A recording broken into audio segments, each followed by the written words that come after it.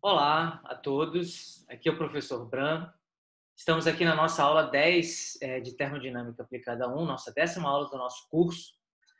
E na aula passada nós conversamos, nós definimos, né, o que é um processo reversível, e nós vimos que ele é uma situação particular de uma situação de um processo irreversível.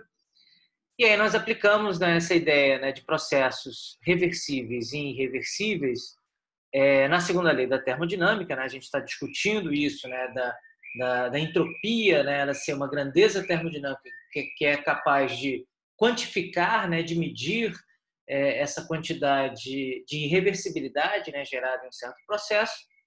E aí nós trabalhamos, né, com uma expansão de um gás, né, na realidade, de uma expansão volumétrica de um cilindro, um processo de evaporação de água líquida, né, para no seu estado vapor, né? Então a gente estudou a diferença, né, da variação da entropia num caso reversível e num caso irreversível, e nós chegamos, né, a uma conclusão, uma mensagem muito forte do nosso curso, né, que é uma das principais consequências da segunda lei da termodinâmica, é que qualquer processo que seja realizado de forma reversível, a variação da entropia total do sistema, né, de todas as partes, né, que compõem esse sistema, ela será igual a zero. E aí, pelo ponto de vista, né, de um processo irreversível, nós vimos que essa variação total, né, da entropia, né, olhando todas as partes do meu sistema, né, fazendo todas essas somas, né, ela sempre será maior do que zero. Então, até brinquei com vocês na aula passada, né, de que a frase catastrófica do nosso curso de termodinâmica, né, que está lá o profeta de barba branca, com a placa com escrito, né, o fim do mundo está próximo, essa não é a nossa frase catastrófica da termodinâmica, mas sim a entropia do universo, ela sempre está aumentando. E aí, de novo, esse comentário, né? Os nossos processos do dia a dia, os nossos processos de engenharia, eles são obrigatoriamente, necessariamente irreversíveis. E aí, de novo, a termodinâmica, toda a termodinâmica do século XX, toda a termodinâmica que é desenvolvida no século XXI, ela toda está voltada, né, para aplicações, né, da termodinâmica clássica nessas situações irreversíveis, né, do nosso dia a dia e do nosso interesse aqui no nosso dia a dia da engenharia. Então, na lista de exercícios, a gente fez a demonstração, a gente trabalhou na demonstração para essas duas situações, né, de uma evaporação sendo feita de forma reversível e para também um processo de evaporação sendo feita de forma irreversível.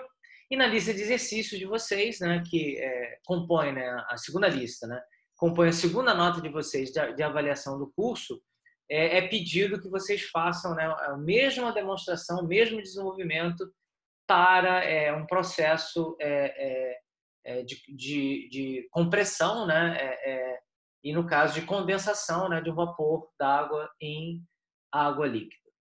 Então, a aula de hoje, a gente está, na nossa aula 10, né, a gente vai estar aqui fechando essa primeira parte, né, do capítulo 3, né?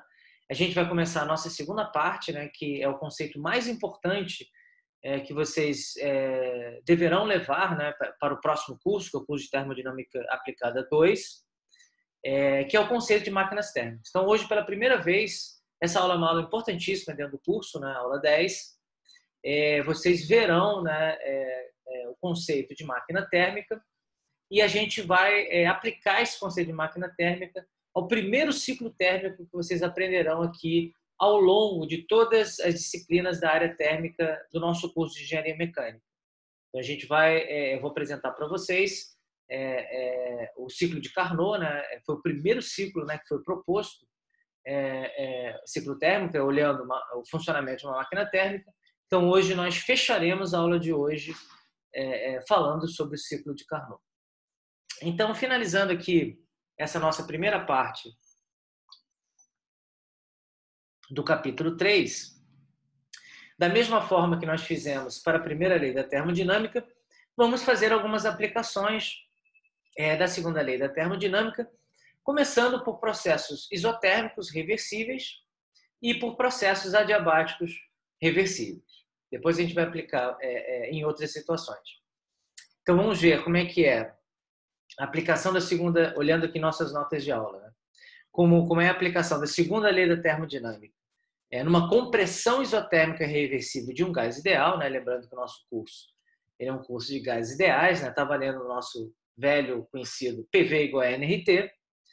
Então vamos ver aqui o enunciado, né? Então, em um sistema contendo 1 mol de um gás ideal, sofre um processo isotérmico reversível, onde o gás parte de um estado inicial, e aí nesse estado inicial, compreendo aqui nossas notas de aula, né, ele tem um volume inicial conhecido VA, né, o ponto inicial é o ponto A, e também se conhece a temperatura, né, onde esse processo isotérmico ele vai acontecer, né, o processo isotérmico à mesma temperatura, né, e vai para um estado final, né, justamente ele vai para um volume final VB, né, o nosso ponto B é o ponto final, né, do processo, nessa mesma temperatura, já que a gente está, T grande, né, já que a gente está nesse processo isotérmico. Né?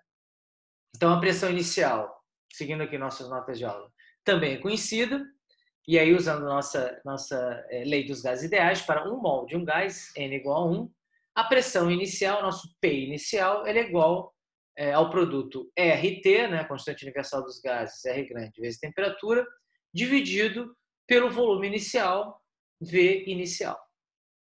Então, essa transformação à temperatura constante, isotérmica, né, ele percorre uma superfície do nosso diagrama, pressão, volume e temperatura, de forma reversível. E aí, lembrando, né, esse foi um conceito que a gente explorou na nossa aula passada, né, onde eu apresentei para vocês a reversibilidade, né, como uma situação particular, né, dos processos reversíveis, mas nessa condição particular, né, o que o processo reversível ele obedece, ele está sempre ali olhando, né, e sempre está acontecendo junto, né, com esse processo reversível, são as condições de equilíbrio, ou seja, cada etapa, né, entre um ponto inicial e um ponto final de um processo reversível, ele obrigatoriamente passa sempre por condições de equilíbrio termodinâmico. Então, voltando a olhar a nossa primeira lei da termodinâmica, né, du é igual a d de Q menos d de W. Também, relembrando, né, a nossa definição de du pela definição de capacidade térmica, ele é igual a CVDT. Então, no processo isotérmico, nós vimos isso no nosso grande exercício, né, de termodinâmica, aplicando a primeira lei da termodinâmica. Em todos os processos isotérmicos, a variação da energia interna ele é igual a zero, então ΔU é igual a zero. E nesse caso, né, no processo isotérmico, então, olhando a nossa primeira lei da termodinâmica, como ΔU aqui, estou indicando aqui nas notas de aula, ele é igual a zero, calor será igual a trabalho. Então, o trabalho máximo, né, nesse caso é máximo, nós teremos, né, uma sessão mais para o final, né, do nosso capítulo 3, onde nós vamos demonstrar, né, desenvolver a equação do trabalho máximo de uma máquina térmica. Né? Isso é bem importante. Né? Lembrando que todo esse contexto, né, de máquinas térmicas, que a gente já vai começar a falar daqui a pouquinho, ele foi desenvolvido olhando a Revolução Industrial inglesa, né, onde as máquinas a vapor estavam sendo construídas e desenvolvidas e onde se buscava essa questão da eficiência de funcionamento de uma máquina térmica. Então, aqui a gente está olhando nessa questão do trabalho ele ser máxima. Né? E lembrando que, como a gente está no curso de gases ideais, né, a gente vai, olhando aqui nossas notas de aula, né, considerar sempre que o nosso trabalho, né, que em Física 2 é força vezes distância, vezes deslocamento, Fdx, mas para nós, né, como a gente está considerando o curso de gases ideais, esse trabalho ele sempre será o nosso produto PDV. Então, o trabalho máximo ele é igual à integral entre o volume inicial VA e o volume final VB do produto PDV. Usando a lei dos gases ideais, eu posso substituir minha pressão por RT dividido por V. Então, a minha integral ela se transforma na integral entre o volume inicial VA e o volume final VB de RT dV. A integral de dV sobre V dá logaritmo neperiano. E aí, no final das contas, eu tenho que o trabalho máximo, né, num processo de compressão isotérmico, né, reversível, ele será igual a RT ln de VB sobre VA. Como a gente está trabalhando, né, com o processo de compressão, olhando aqui nossas notas de aula, né, então VB, né, eu estou comprimindo o gás, né, ele vai ter um volume final menor do que o volume inicial. Estou fazendo um processo de compressão. Então, VB ele é menor do que VA, então o valor do trabalho máximo, que é o nosso W máximo, ele é negativo. Então, o trabalho ele é realizado sobre o gás. E aí faz todo sentido, né? Estou fazendo um processo de compressão, né? Então, estou realizando um certo trabalho, uma certa energia, né, associada ao trabalho de compressão sobre esse gás, né, e diminuindo esse volume dentro do sistema. Então, a transferência do calor do gás para o reservatório térmico produz a seguinte variação na entropia. Então, vamos olhar, né, nosso objetivo aqui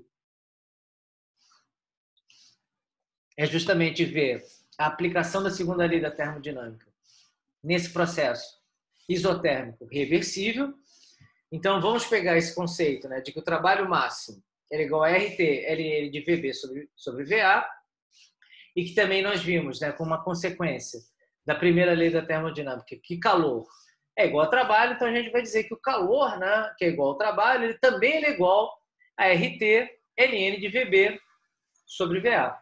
E aí a gente vai poder aplicar, né, justamente nessa quantificação, né, na determinação da variação da entropia nessa situação de um processo isotérmico reversível.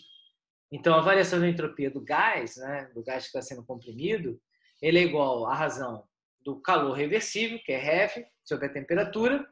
Como existe essa relação, né, num processo isotérmico, onde calor e trabalho são iguais, eu posso substituir esse calor reversível, esse QREV, pelo trabalho máximo, que é o nosso W max.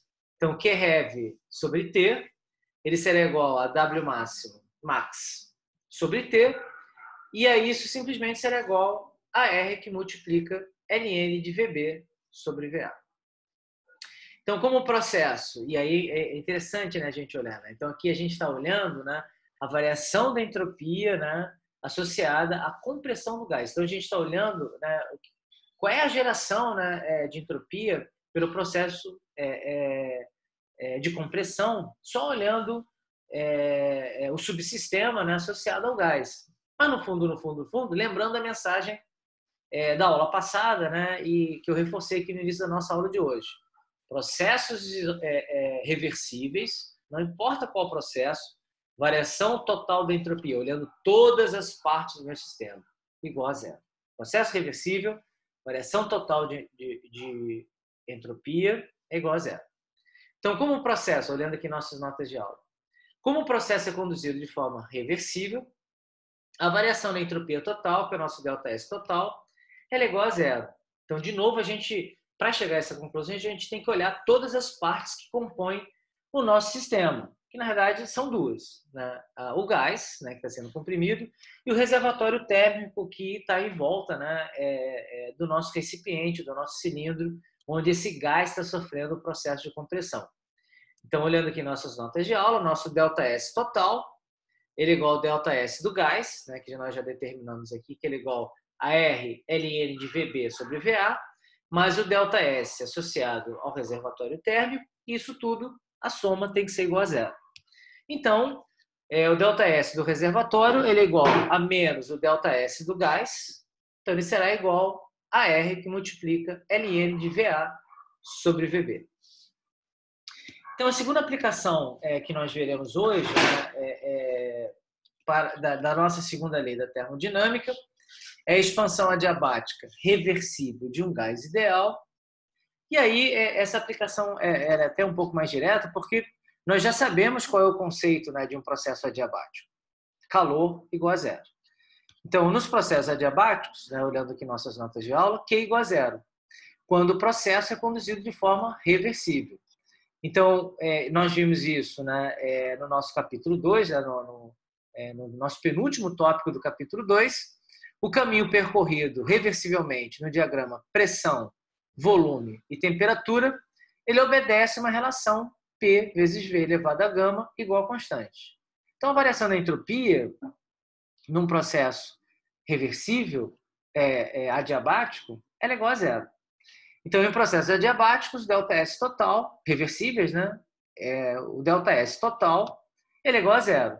Então, os processos irreversíveis também são conduzidos nos diagramas de pressão, volume e temperatura, percorrendo caminhos distintos de P vezes V elevado a gama igual a uma constante. Então, aqui eu estou pontuando uma questão que é importante.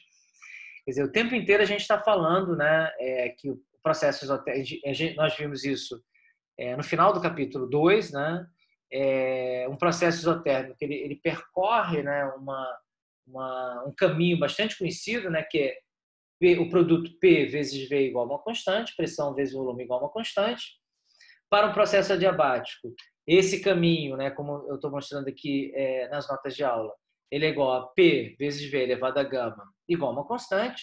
Mas para processos irreversíveis, esses caminhos são diferentes desses quando você tem esses processos sendo realizados de forma reversível.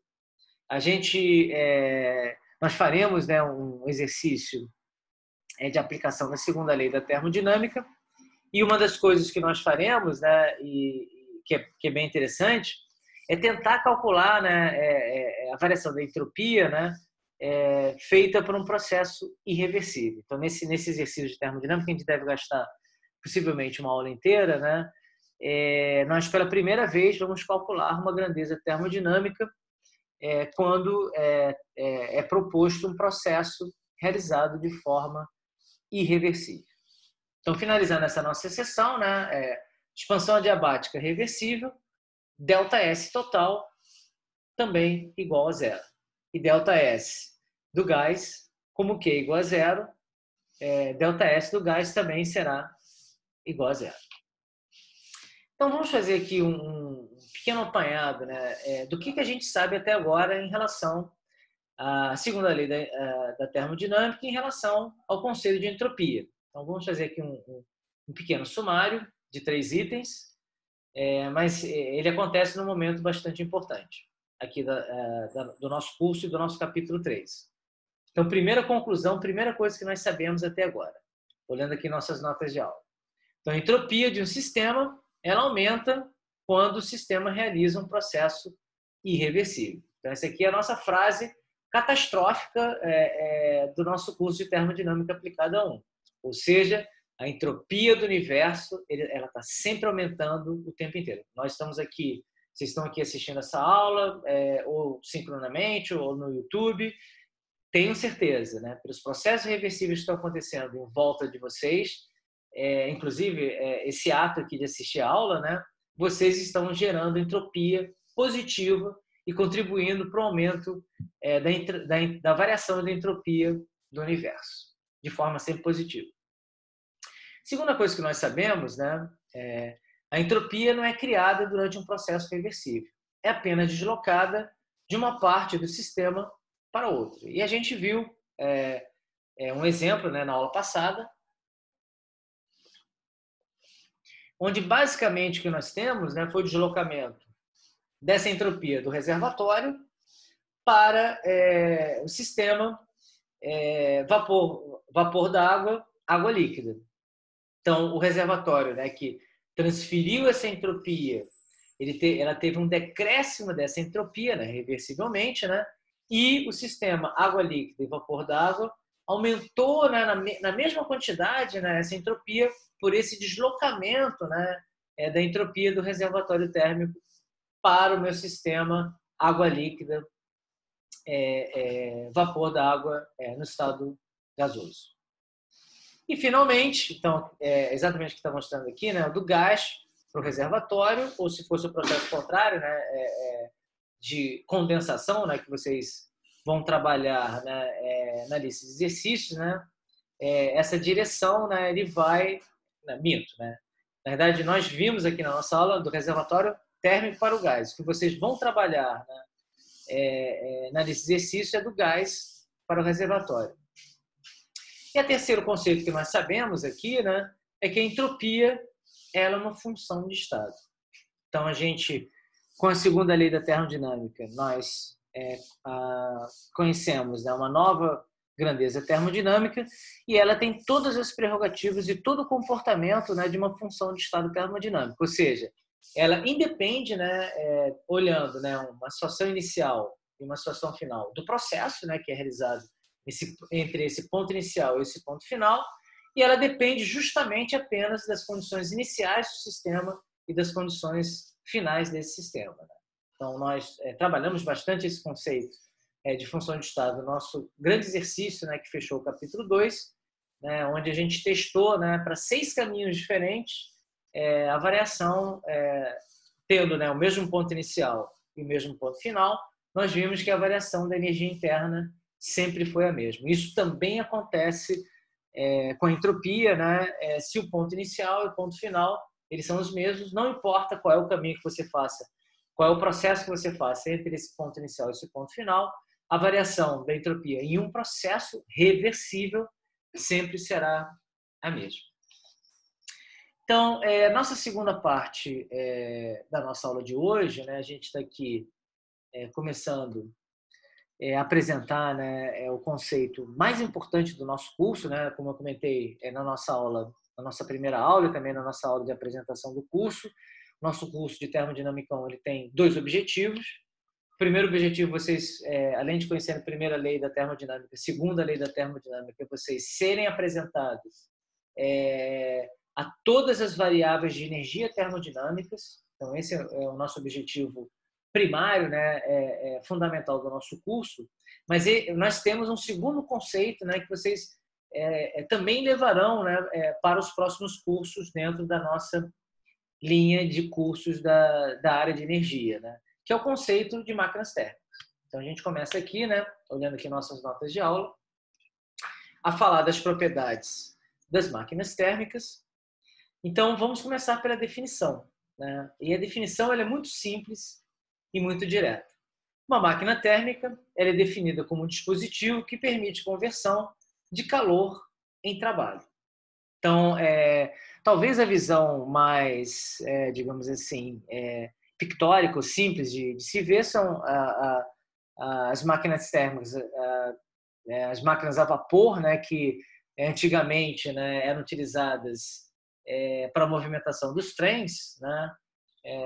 E aí, basicamente, a gente tem aquela velha imagem que eventualmente vocês conhecem de filmes antigos, de filmes de faroeste, onde você tem, né, o maquinista jogando carvão dentro de uma fornalha ou lenha dentro de uma fornalha, né? Então, justamente, eu estou usando, né, o carvão, né, o maquinista, né, ele usa o carvão, né, como uma fonte de geração de calor. E justamente, né, dentro lá da máquina térmica, da fornalha, né, dentro do trem, né, esse calor ele é convertido em trabalho para a movimentação das engrenagens que fazem com que a locomotiva, né, ela consiga movimentar as rodas e aí o trem ele se movimenta. Então, a definição de máquina térmica ela é bastante direta. Ela é uma máquina, um dispositivo, né, que permite essa conversão de calor e trabalho. Mas existe, né, essa é a definição. Mas existe uma segunda condição que ela é fundamental, né, para que essa máquina térmica ela venha a funcionar, que é o que está aqui colocado aqui nas nossas notas de aula. Vamos olhar para elas. Necessariamente, ou seja, obrigatoriamente, uma máquina térmica está em contato com 2 reservatórios térmicos, um quente e outro frio. E aí um exemplo que vocês conhecem do dia a dia, né, voltando a falar das nossas salas de aula presenciais. Quer dizer, se eu estou numa sala climatizada, né, e eu tenho um ambiente externo, né, e ela toda fechada, né, eu tenho um ambiente externo numa temperatura mais alta, efetivamente eu estou numa situação muito similar, né? Na realidade, ela é uma máquina térmica que a gente chama de máquina térmica inversa. Nós veremos esse conceito na nossa próxima aula, onde basicamente nós temos, né, o nosso ar-condicionado, né, fazendo a sua operação do motor de compressor, né, de compressão e expansão. É um ciclo térmico, né, onde efetivamente eu retiro, né, o calor, né, do ambiente frio, que é a sala climatizada, e jogo para o mundo externo, né? E obviamente a gente sabe do nosso dia a dia, né, que para que o ar-condicionado ele funcione, né, de forma eficaz, né, resfriando a sala, né, essa sala, né, o reservatório frio, ele tem que estar totalmente isolado do reservatório quente, que é o nosso mundo externo. Quer dizer, não adianta eu estar com a minha sala de aula com a porta aberta, não adianta a minha sala de aula estar com uma janela aberta, que efetivamente o ar-condicionado ele perde essa eficácia, porque justamente eu quebro esse isolamento entre o reservatório frio e o reservatório quente. Então de novo, né, reforçando esses conceitos, e vamos olhar aqui o nosso desenho esquemático. Né? Uma máquina térmica é definida por um dispositivo que permite conversão de calor e trabalho. E esse dispositivo está em contato, né, com o reservatório quente e um reservatório frio. E eles estão isolados entre si. Então, vamos olhar aqui esquematicamente. Né? Então, eu tenho minha máquina térmica, que justamente pega essa quantidade de calor fornecida, né, para um reservatório térmico quente. Um reservatório térmico com uma temperatura mais alta, né, que eu vou chamar de T2. Então, ele entrega para essa máquina térmica uma certa quantidade de calor Q2, né? E aqui a gente pode lembrar que seria lá a madeira, né? O carvão, né? do maquinista lá na minha locomotiva, né? A máquina térmica, através de um ciclo térmico, ele converte, né, esse calor o fornecido, né, Q2, em trabalho. E aí nós veremos, né, que esse processo de conversão de calor e trabalho ele não é 100% eficiente, exceto em apenas uma única condição, que também nós veremos, né, que condição única é essa, né, nas nossas próximas aulas. Então, essa conversão, né, do calor Q2 em trabalho, ele não é 100% eficiente, né, exceto em uma única condição. E, na realidade, existe parte desse calor que é fornecido que não é aproveitado, né, para a geração de trabalho, e ele é rejeitado, né, para um reservatório térmico com uma temperatura mais baixa, uma temperatura menor, T1. E aí, um dos objetivos, né, nessa questão da descrição, né, das máquinas térmicas é mensurar, né, medir essa eficiência, né, do funcionamento da máquina térmica. Então, a eficiência da máquina térmica ela é descrita, né, então, essa eficiência é simplesmente a razão, né, dessa capacidade, né, de realizar trabalho em função, né, que é o nosso W aqui, né, da saída da máquina térmica, em função desse calor Q2 fornecido. Então, a eficiência ela simplesmente será, olhando aqui nossas notas de aula, ela simplesmente será igual ao trabalho realizado W sobre o calor fornecido Q2. Né? E esse valor, né, ele varia entre 0 e 1. Né? Ele é uma razão, né? E é um valor que varia de 0 e 1. Então, olhando o nosso primeiro ciclo térmico, né, que foi proposto, isso foi proposto por Sadi Carnot, em 1824, ele avaliou a eficiência das máquinas térmicas propondo o seguinte ciclo térmico que ele chamou de ciclo de Carnot. Esse ciclo térmico ele tem 4 etapas, que a gente está mostrando aqui esquematicamente nesse diagrama pressão, nesse gráfico pressão versus volume.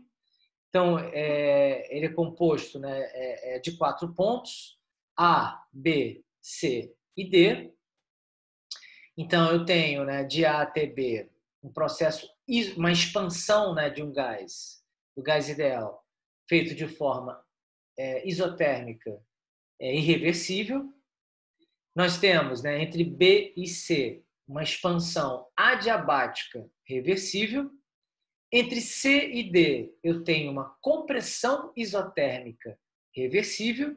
E entre D e A eu tenho uma compressão adiabática reversível. Vamos ver isso que eu acabei de mencionar para vocês de forma escrita. Então, do ponto A ao ponto B, eu tenho uma expansão isotérmica irreversível.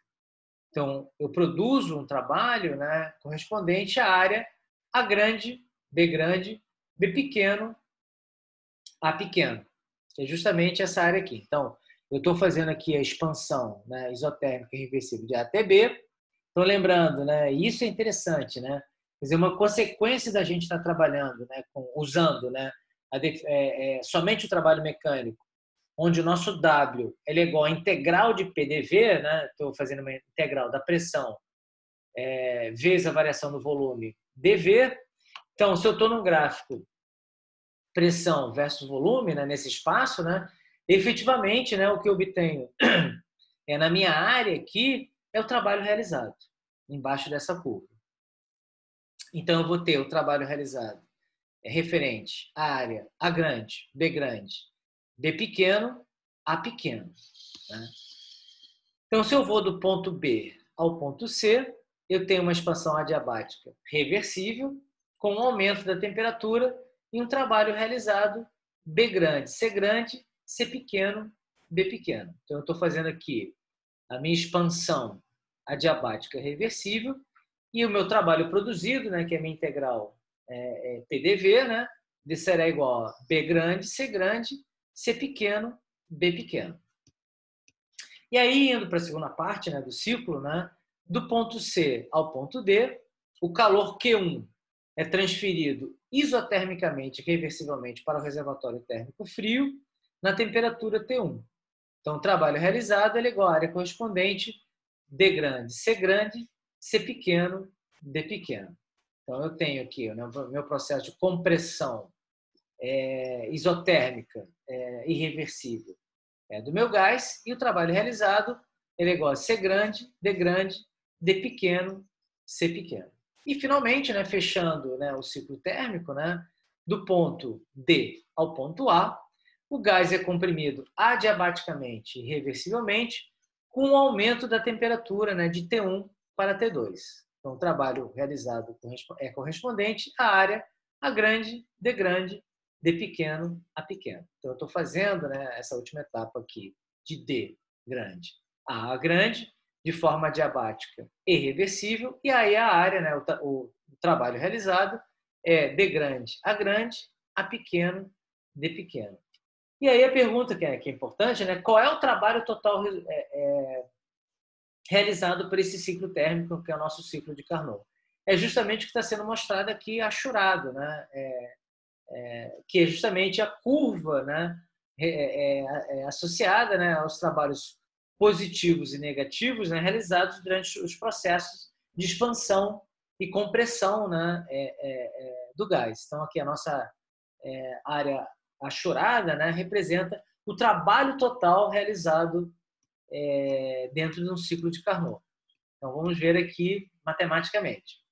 Então, o trabalho gerado pelo ciclo de Carnot, né, ele é correspondente à área A grande, B grande, C grande, D grande, ou o nosso W total ele é igual a W1 mais W2 mais W3 mais W4, né, de cada uma das etapas, né, associadas ao ciclo de Carnot. O calor absorvido, né, ele simplesmente, né, o nosso Q será a diferença entre o calor fornecido Q2 e o calor rejeitado Q1. Então, é Q2 menos Q1. Então, justamente, esse calor, né, que ele é fornecido, né, essa diferença, quer dizer, aproveitado, na realidade, né, absorvido, né, ele é a diferença entre o calor fornecido, que efetivamente entra na máquina térmica, e a parte que não foi utilizada, né, para geração de trabalho, ela é rejeitada. Então, essa é a diferença Q2 menos Q1. Para um processo cíclico, né, a gente sabe, né, usando o conceito, né, de variável termodinâmica de estado, a gente sabe que se sai de um ponto inicial, vai para um ponto intermediário e volta para o ponto inicial, para qualquer variável de estado termodinâmico, essa variação obrigatoriamente é igual a zero. Então, ΔU, nesse caso, num processo cíclico, né, saindo de A, indo para B, no caso do ciclo de Carnot, indo de A, indo para B, expandindo para C, voltando para D e voltando para A, essa variação é igual a zero. Então, de novo, calor é igual a trabalho, pela primeira lei da termodinâmica. E aí, portanto, né, eu posso substituir, né, o meu Q aqui, né, por W. Então, o trabalho será igual a Q2 menos Q1.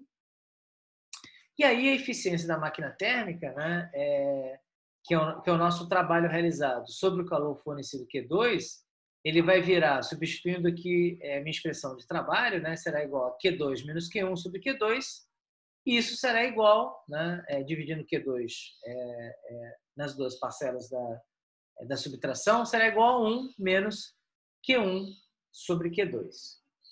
Então, esse é um passo importante, né, onde a gente consegue avaliar, né, a eficiência de uma máquina térmica pelo calor fornecido Q2, né, por essa razão, né, e pelo calor rejeitado Q1, então já é um passo importante, né, eu consigo avaliar essa eficiência, né, olhando essa expressão. Nós veremos, possivelmente já na próxima aula, né, já falando de uma consequência da aplicação da máquina térmica, que é interessante, né, tentar expressar essa eficiência como uma variável que a gente possa medir de uma forma mais direta, né? Medir calor não é trivial, né? Tanto calor fornecido quanto rejeitado são grandezas que podem ser difíceis de serem medidas em termos práticos, numa situação prática de engenharia. E aí nós veremos, né, que o Lord Kelvin, né, foi quem teve essa sacação e conseguiu, né, fazer um pulo do gato e obter uma expressão de eficiência, né, onde o parâmetro, né, que descreve essa eficiência é um parâmetro mais fácil de ser medido. Então a gente chegou aqui no nosso final da nossa aula 10. Essa aula ela já se encontra disponível no YouTube. Então, na próxima aula, nossa aula 11, nós veremos algumas consequências da máquina térmica. Vamos enunciar 2 princípios importantes no funcionamento de uma máquina térmica. Vamos definir o que é uma máquina térmica inversa, né? Que a gente já citou um exemplo aqui, né? O ar-condicionado, né? Que a gente tem no nosso dia a dia, ele funciona como uma máquina térmica inversa. Vamos definir isso, né? Isso tem um nome, se chama, tem um princípio, né? De um enunciado, e vamos ver uma consequência importante, né, associada à aplicação da máquina térmica. Então, essa aula ela já se encontra, a aula de hoje, ela já se encontra no YouTube. Nós nos veremos, né, na nossa próxima aula, na aula 11. Então, desejo para vocês um ótimo final de dia. Nos veremos em breve aqui na nossa aula 11, na nossa 11ª aula do curso de Termodinâmica Aplicada 1. Até lá!